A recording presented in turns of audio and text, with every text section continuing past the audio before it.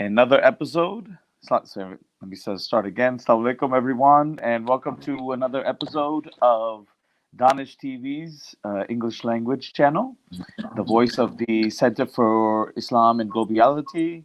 And today we have a very special guest, a very dear friend of mine, Nuraan Osman from South Africa, who uh, how can I introduce her? Because I never introduce people by their biographies they send me, even though Nuran dutifully sent me a nice profile, but it just comes, it seems more natural and straight from the heart when I say that you cannot find a person more committed and dedicated to the people that are really suffering in our communities than Nuran. And I think that it's not just being committed to it for a week, 2 weeks, a month, or a year, but Nuran is not only not she is a public intellectual. She's brilliant, but her brilliance is in the service of her people and how to actually uplift, particularly those people who have not had the privileges and access to the education, to all sorts of facilities that we often take for granted. And so I have, as many of our viewers know, I've traveled around the world, but I've never met someone like Nuran who has been so tirelessly and relentlessly committed day in and day out to her communities, to her beautiful children, and just to raising out loud the call for justice constantly. She has invited me to her masajid as well, and so yes, a fearless individual in our community who I think is who does God's work better than anyone I know. So that is Nuraan Usman. That's my introduction of Sister Nuraan. Through our conversation, I'm sure that you'll get to learn a lot more about her and her work, and that is basically my objective here. My objective here is to introduce the type of work that Nuraan has been doing. We do work I mean, people do all sorts of relief work and that all over the world. But I think that there's a very special voice that comes from Nuran in terms of what what are the needs that she has specifically addressed within the communities where she has seen the gaps, the deficits, where the community leaders, other community activists, so on and so forth, may have some blind spots towards and are not really addressing and need to be addressed. And of course, I don't want to limit her in what she wants to kind of the incredible kind of insights that she has learned, not only from her work in Cape Town, but globally, being invited globally to speak on these issues. So, Nuran, let me just start off by saying, okay, Assalamu alaikum and welcome. Wa alaikum salam. Thank you for having me. It's our pleasure, Nuran. So I wanted to, first of all, just to introduce you to the audience, ask you, beyond my own introduction, to ask you to kind of tell us, our viewership, not only Pakistani, global viewership, about who you are, the work that you do, where actually even before that, like, where were you raised, and how have you gone from there to here to what you're doing now? So I was born in Cape Town in South Africa. I Yeah. think at this stage I've lived in 7 different places in the world, alhamdulillah. But growing up in a very close-knit family where both my maternal and paternal grandmothers were very involved in relief work and humanitarian work. My grandmother, even at a pensionable age, had said, please take some money to the poor. Please, let's do this. Can we do that? My father and his siblings, only on the day of my grandmother's funeral, discovered that she had run a weekly soup kitchen for poor children at a neighboring school. And the reason was that as we waited for her funeral to happen, the children came and asked, where the auntie is. And when people said she had passed away, they cried very bitterly. And the people asked her, "How do you know the aunt?" Asked the children, "How do you know this aunt?" And they said, "She's been providing meals for us for the past few years." And so then my father and his siblings were shocked. I knew because she would send me regularly to buy the vegetables that she required. She taught me to cook. And so I think it's almost an in the blood thing. But it was also that my parents in their own household had only two biological children, my brother and I, me being the eldest, but they'd invited everyone's children to come and stay with us. Or, if somebody was in danger, they'd come to us. If somebody was at risk, they'd come to our home. If somebody had nowhere to go, they came to our home. And my parents looked after her, my mom looked after her siblings for a while, and my dad looked after some of his family members. And so our household was never a two-child household. We grew up in a communal household, which I suppose culturally for all of us is quite a normal thing. But being South African, which is largely a Western country, of course, this, I think for me, it laid the foundation of saying, and I live by this today, I am because you are. Hmm. Hmm.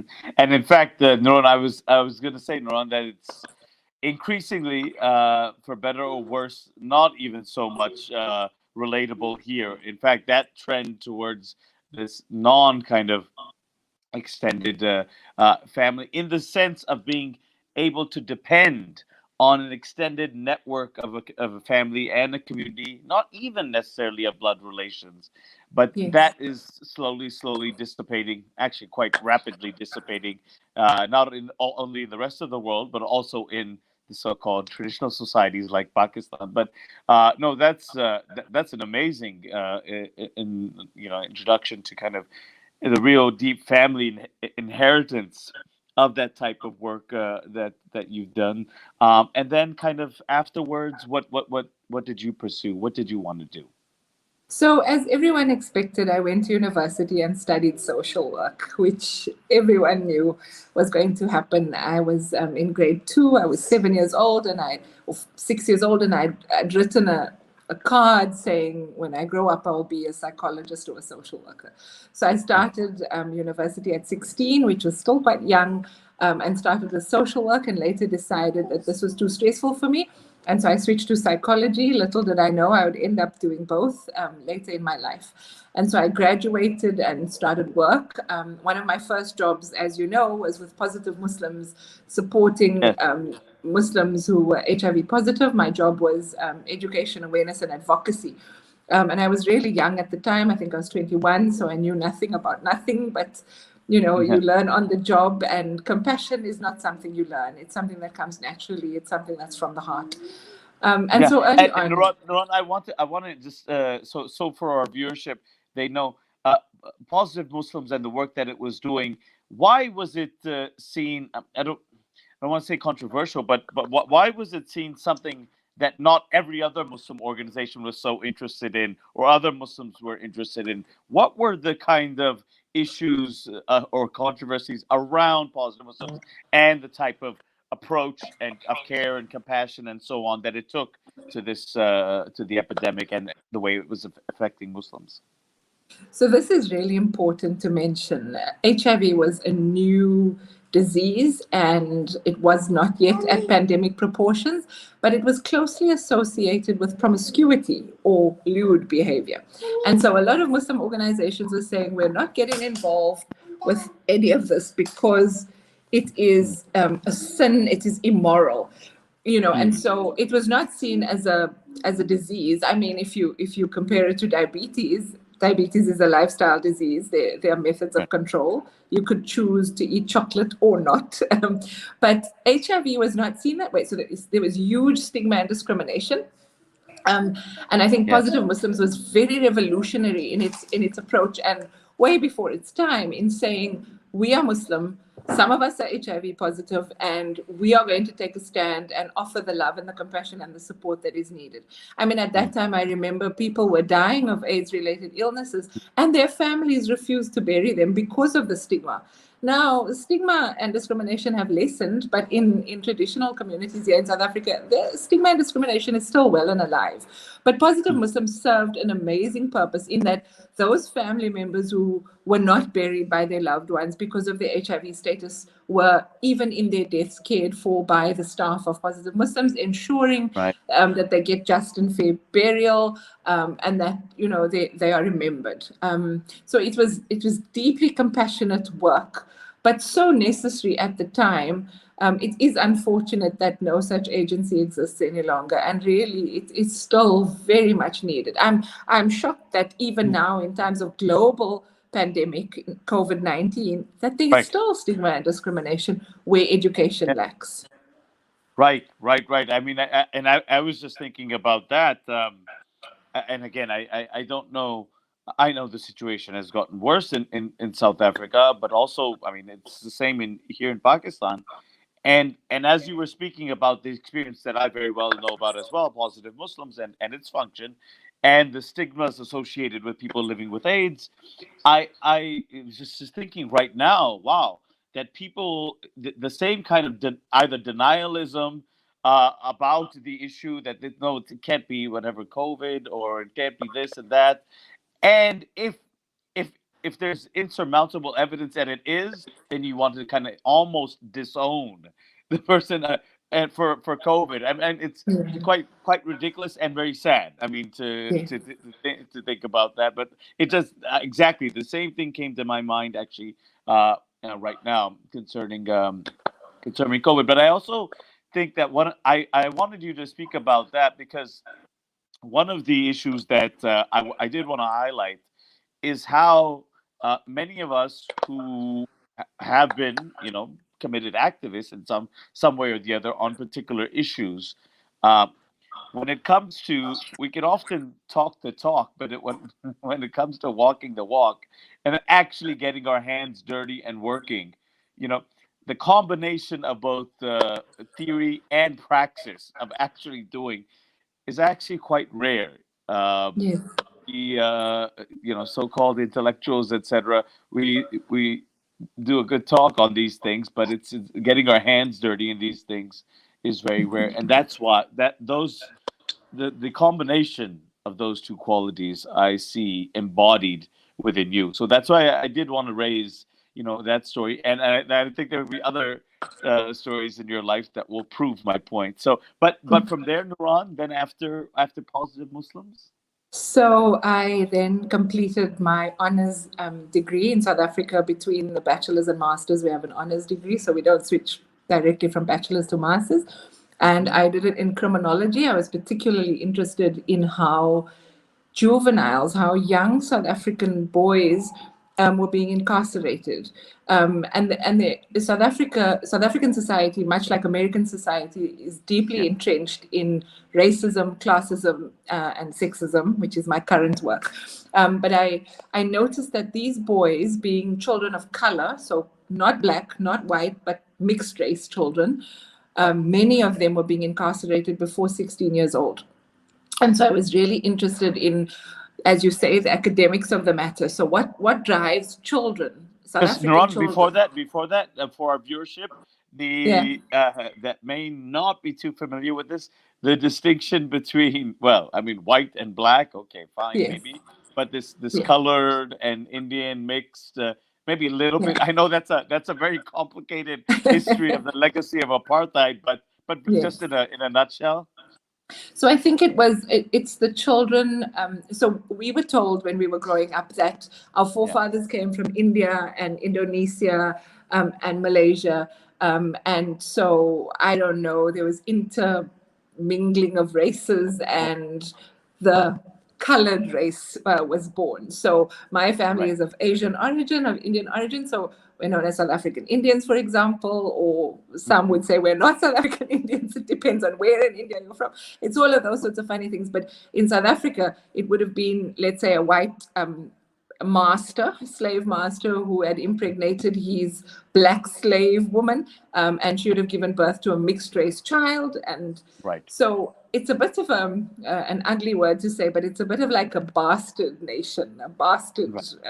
grouping of Yeah. people.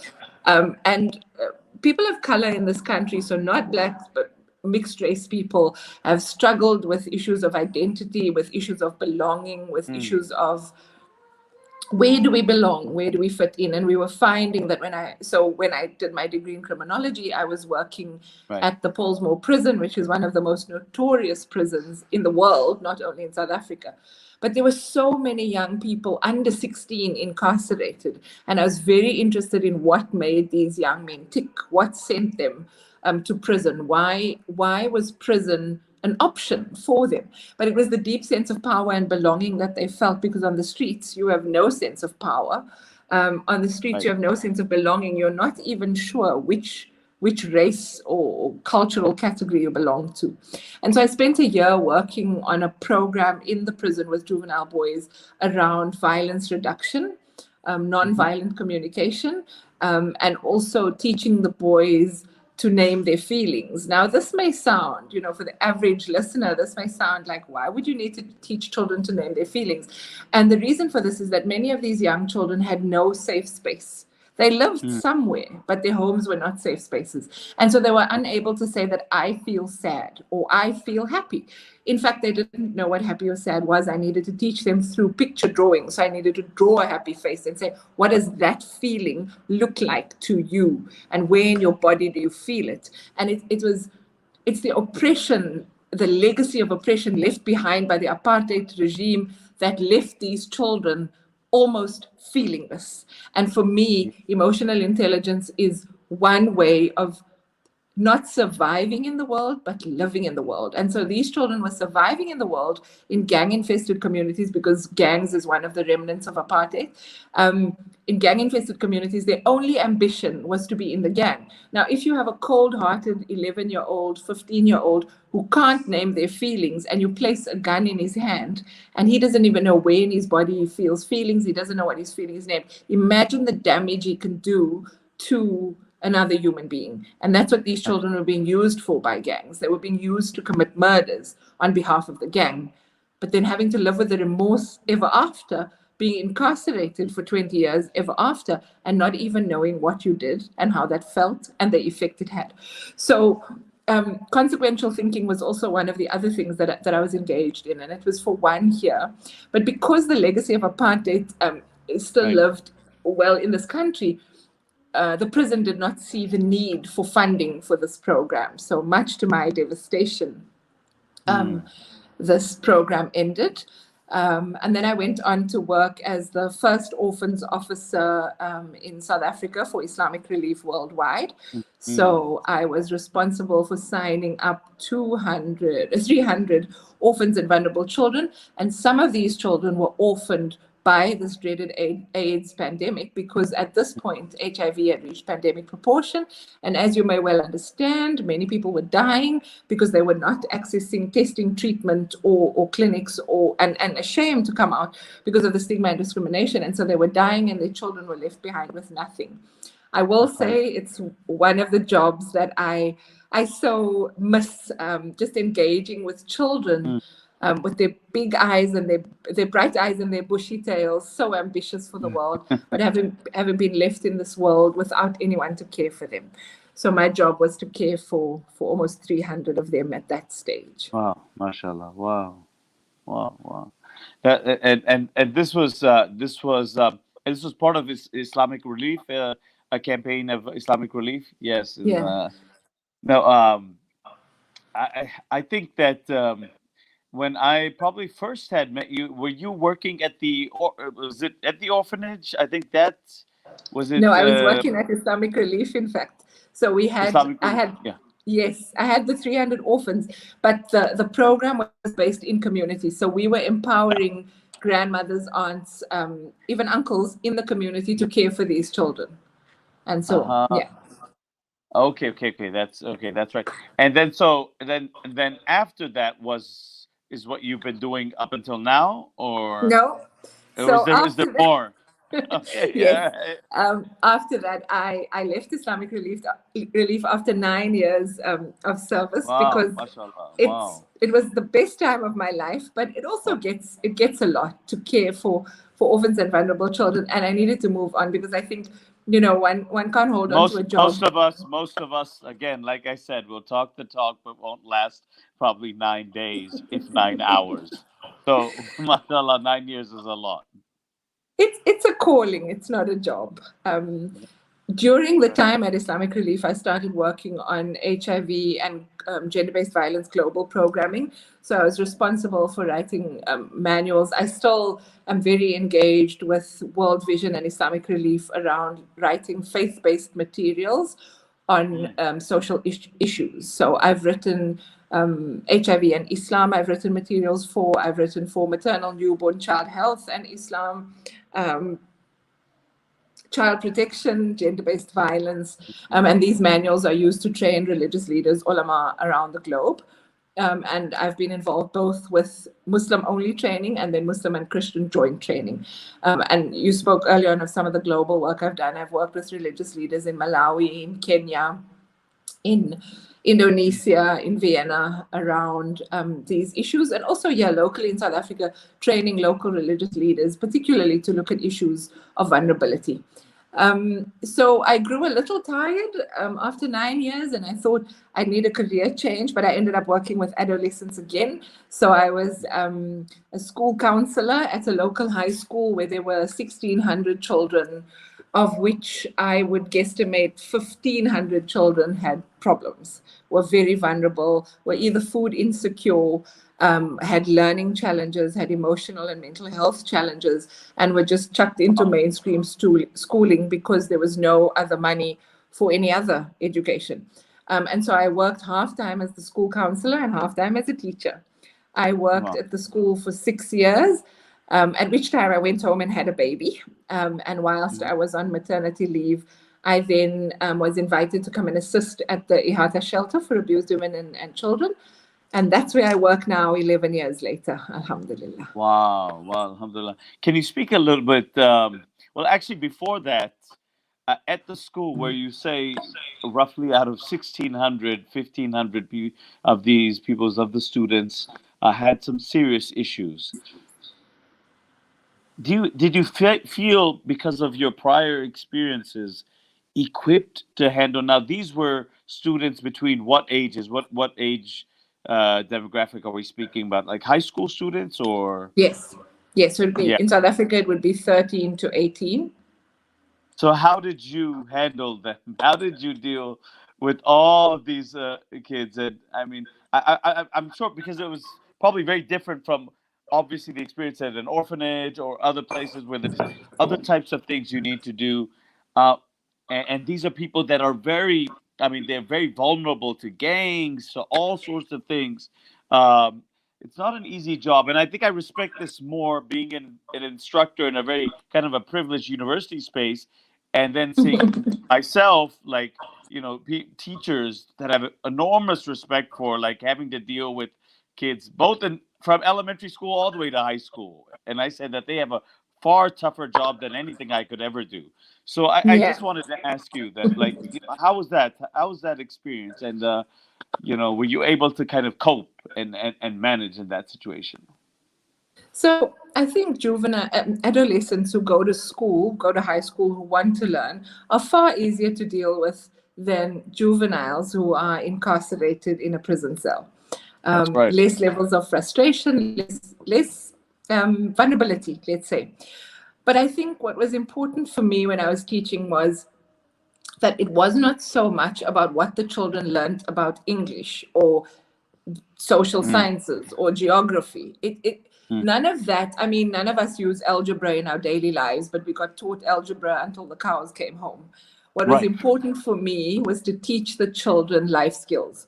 And so it was really important. I mean, one of the things I did was I taught English to second language speakers. So Afrikaans was their home language, and they were learning English, but they were very scared of the English language. And so I would use, I know this is probably not best practice, but I would use newspaper articles from the tabloid to get the children to read. And so because they were nosy about what's going on in the community, they then read the tabloids. We can relate today. I mean, just to get them to read anything, you may have to turn to some type of just a paragraph on social media, or just to read that, for them to read anything. So no, I mean, no one is blaming you for using a tabloid. Good read. And one of the other things I did with particularly grade 9 learners, or about 13 or 14 years old, was I had a collection of comic books in my classroom. So it was Archie's Yeah. comics. I mean, now the kids are watching, I don't know what it's called, River something on Netflix. But the Archie comics were very entertaining because the children would Yeah. borrow the comics, read them, and then tell the other children what happened in this comic and what happened in that comic, and everybody would want to read. So I had a Yes. constant flood of children into my classroom wanting to borrow comic books. The other things we would do is, for example, we would watch. So grade 9 English additional language learners would need to study Romeo and Juliet, and they were not going to read Shakespeare. They could barely Right. read Afrikaans, which was their home language. Right. So we'd watch the movie, and then we'd enact the movie, and I'd hire costumes, these old British costumes, and get them to dress up and act out the words, but in their own language, in their mother tongue. And then they'd say, this doesn't sound right. Can we learn the Shakespearean words? And because they chose it, as adolescents, you sort of coerce them when they ask to do it rather than you tell them to do it. And so I used all of these techniques and got acknowledged from our local education department for being incredibly innovative. And a lot of my work was then used as the standard for grade 9 learners in the province where I live, which made me very proud because it meant that the kids wanted to learn. They were having fun. And then we would, for example, we would bake and make recipes, but you'd have to write the recipe in English and you'd have to learn the measurements and you get to eat the stuff afterwards. And of course, teenagers love sweets and cookies. But the fact is, these kids did not have access to sweets and cookies. So when we made them, it was the best thing that could ever have happened to them. It's really easy to teach vulnerable children because they so desperately want, and they'll take any act of love. Regardless of what it looks like. And so I think more than anything, I spent less time teaching and more time loving them. And many of them still write to me. They're still on Facebook. It was my birthday a few days ago, and I got lots of happy birthday, miss. Thank you to the best teacher ever. And those are the things that make it worthwhile for me because they're writing to me in English, which means I've taught them something. Right. I'm so glad that I made you go back to this question and ask the follow up because I think for our viewership that spoke a lot about how you've been so innovative, caring, and loving, and very specific to you specifically designed your programs, your initiatives to the particular needs and requirements of that population that you're dealing with, and you just don't enter into it with already a predisposed, thinking that this is the way we have to do things, but actually seeing where they are at and how do you kind of give them that love and care that they have not had in the past, and how that can transform them and give them the life skills that can make them want to go learn more and more and more. And I think that's just beautiful what you just described for these high school children. And so and now I want to come to, Nuraan, is that what you've been doing for the past 11 years? What has that been about? So we run a shelter for abused women and children. And again, here, it's been a long, interesting journey. When I started work at Ihata, it was a little bit of a bed and breakfast. The abused women came in, they got fed, they slept there, and they got on with their lives. And after a year of trying to figure out a really good sheltering system for our clients, I decided that this wasn't good enough, that there was not enough love in the shelter, there was not enough compassion. The activities were geared for supporting women, but none of these women came without children. And so I was very concerned that the children were not getting the love and the rehabilitation that they needed, because many of these children had witnessed their mothers being beaten up. Many of them grew up in gang-infested communities, and it wasn't good enough. So I started working on a program where we could do play therapy with children. That was our kind of first intervention, was that children would play, we would observe their play, and then look at the levels of violence in their play, and then introduce safe play. After that, we were very blessed to employ, and he's still currently our life coach, Faisal Porter, who then wrote an entire program, a 90-day program, looking at what he calls rewiring their hard drives. So Mm-hmm. changing from the victim paradigm into the survivor paradigm. But Mm-hmm. also, a lot of the women who are abused come from backgrounds where they had no identity, they had no sense of self. And so we teach through our 90 days how to get to know yourself. So some of Right. our clients, for example, would come without clothing, and we'd say, which clothing would you like? And they would say, oh, we don't know. Can you choose for me? And we'd be like, no. What's your favorite color? Which designs do you like? Which era do you like? Which fashion do you like? And they're not used to choosing their own clothing because their mothers chose their own clothing, and then their fathers chose their clothing, and then their husbands chose their clothing. And now they're at the shelter where people are saying, actually, you get to develop your own style. And this gives Mm. the woman a deep sense of self because she says, oh, hang on, somebody Right. cares about how I feel about me. So that's one thing. And the other thing is, so we teach a lot of soft skills, but we also teach a lot of individual skills because what Faisal speaks about in the 90-day program is the whole notion of a tribal community. You know, we dress Mm-hmm. the same. We're all going to wear shalwar, kameez. We're all going to wear draped scarves. We're all going to comb our hair in the same way. But what if you don't? What if that hairstyle or that clothing item doesn't sit with who you are? So it's Right. about creating yourself. So the 90-day program is one of our empowerment programs. It's really getting women to think. And we say in the shelter, you've got to think about what you're thinking about. Right. And that's hard work. That's hard work. So for Mm-hmm. 90 days, we're rewiring the hard drive, we're writing a new program, and you're becoming a new person. In the meantime, we're also working with your children. We're getting their literacy levels up, we're getting their emotional intelligence up. So the children use what is called a pizza, a feelings pizza, and each slice represents a different feeling. And each morning you take your slice out and you tell your facilitator what you're feeling like. And so the children Mm. learn emotional intelligence. So they learn to know that it's okay to be sad, but I can't feel sad again tomorrow. Today I've got to work through my sad, and tomorrow I can have new feelings. And so all of our programs, then we then started a prison program. My passion is for incarcerated people. And we started working through the 90-day program in a women's prison. And when the women are released on parole, they can come and stay in the shelter with us to continue their program. And then 4 years ago, we launched an academy for young men and women. And it was funded by Comic Relief in the UK and MAA in Australia. And the intervention is so beautifully written. Faisal is a master programmer, but he wrote the program for adolescents to take girls and boys out of gang life. So a lot of the Yeah. women who were coming through from the prison were drug mules or were serving the gang in some way. And a lot of the boy children in our community were being used by gangs or being initiated into gangs. And so our program takes young people out of gangs. We now service 3 cities with this program and keeping young men and women out of gangs and gang activities simply through love, compassion, and life skill. Wow, that's incredible. And I wanted to ask Ron, this is a very this work now for 11 years, and obviously till today, it's a very hands-on type of work. Now, Yes. in the midst of this global pandemic, I mean, what type? I'm sure you've had to deal with a lot of issues trying to continue and to do this work within that context. How has that affected you? I mean, nothing very long, but I'm sure that it has had an impact on your ability, and you know, obviously it's people getting together and so on. And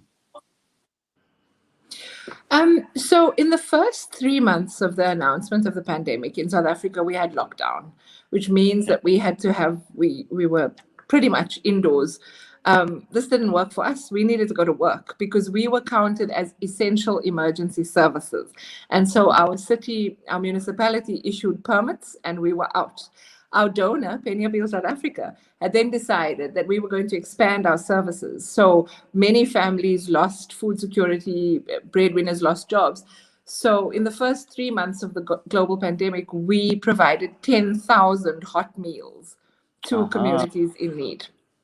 So instead of working from home for 8 hours each day, my staff Yeah, were working from the office for 16 hours each day. wow, And so we worked very hard. Alhamdulillah, we provided 10,000 hot meals in 3 months. We provided clothing. And we even provided, through the help of Penny Appeal and the sponsorship, we provided more than 5,000 bottles of hand sanitizer to essential services like the police, who hadn't received theirs yet because the state was under lockdown. And so Right. we were looking after police stations, even clinics, health clinics. We provided sanitizers and masks too. After the 3 months, our program shifted a little bit. We started looking at more sustainable solutions and looking at working with specific families to support them. And currently, we're still working very closely with clinics, with families, with municipalities around any any needs that may come up. So we shifted from being a shelter, a youth development program, to Mm-hmm. a kind of community resource center. And alhamdulillah, we're still that at the moment and will continue until the pandemic eases. About 6 of my staff are working in COVID field offices at the moment, helping with testing Mm-hmm. and screening of COVID patients. Some of them are helping elderly people with palliative care, particularly elderly people who are isolated. So they're going in with hazmat suits and shields and sanitizers, but making sure the elderly are eating, their nails are clipped, they're having a bath, and that they're getting enough oxygen and food, really. So just providing basic needs. I will say that of my entire team of staff, we're now 23. The 6 palliative care workers are my heroes at the moment, because to put on that hazmat suit and go out there knowing full well that you can be infected with a deadly virus and still being willing to do it is just an act of absolute bravery. And I was teasing them the other day. They said, "Nuraan, what do you think what do you think happens if we get COVID and we die?" I said, "You go straight to heaven, because you're a martyr then." And they laughed. They were like, "Please, we were expecting you to say you won't die." I said, "I don't know. Death is in God's hands, not mine." No, no, that's absolutely incredible, because I asked that because within this context of the global pandemic, in many of these organizations that I'm familiar with, it's kind of like they've adopted the same model that men, like an IT workplace would. Okay, how can we do something from home that maybe doing something, but certainly nothing remotely close to what the type of services and the needs that were being met before. And so that's why another kind of feather in Nuraan's hat in terms of just the incredibly innovative ways and the incredible effort and energy. Talk about 16 hours a day, and you have to spend now in the office to actually serve those same needs in a different way. And you're talking about providing hot meals and so on. To these vulnerable communities, and so that's why I wanted to just check up in the context of what's been going on, and of course the idea I also want to emphasize. I mean, the idea is that we don't have. I mean, in Pakistan, we really do have a very vibrant kind of relief work. That whole sector, and I'm sure obviously in other countries as well. But I really wanted to get it's rarely highlighted from an individual who has been in it virtually their entire adult life doing that Yes. work, and the ways they actually do it, and they I don't want to say cope with it, because some of them love they you love what you're doing, and it's like you said, it's like a calling for you. And so that is what I wanted to highlight, so that it doesn't seem, because more increasingly, as you very well know, Ron, is that people will just see it as kind of another kind of 9 to 5 NGO job that they do. That okay, it's a job. I do it, Yeah. and then out of sight, out of mind. The people that you're working with, etc. What you have presented throughout this conversation has nothing. I mean, it has nothing to do with that type of model at all.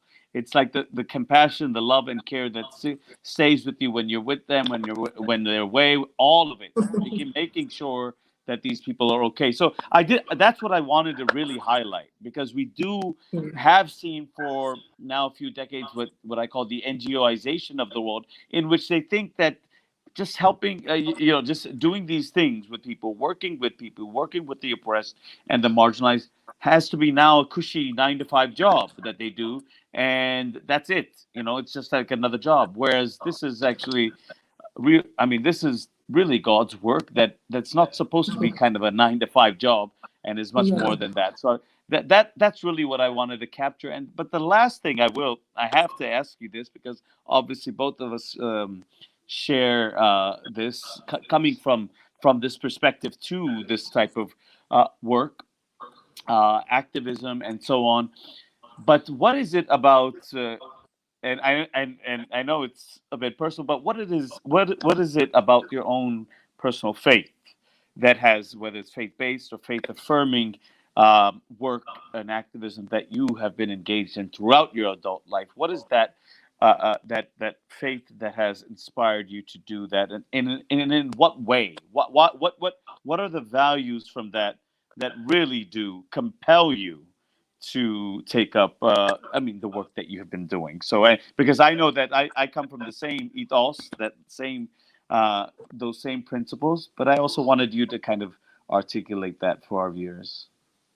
So you just reminded me of something. My son, who's now 16 years old and 6'2", he's taller than me. When he was Mashallah. 10 years, when he was 10 years old, he looked at me, and I think I was just lying down on the sofa after a really long day. And he looked at me and he said, "Mama, you work so hard." And I said, "Ali, I've never worked a day in my life." And he sat down and he said, "You go to work every day." And I said, "It's not a job. It's not a job." For me, one of my heroes in my entire life has been the daughter of Rasulullah sallallahu alaihi wasallam, Fatima Zahra alayhi salam.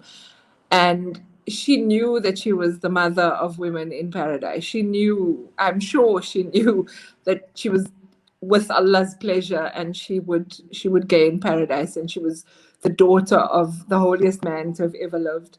Yet she still served to feed the poor. She still extended herself to the vulnerable. She still showed compassion, to the point where she treated her housekeeper as her sister.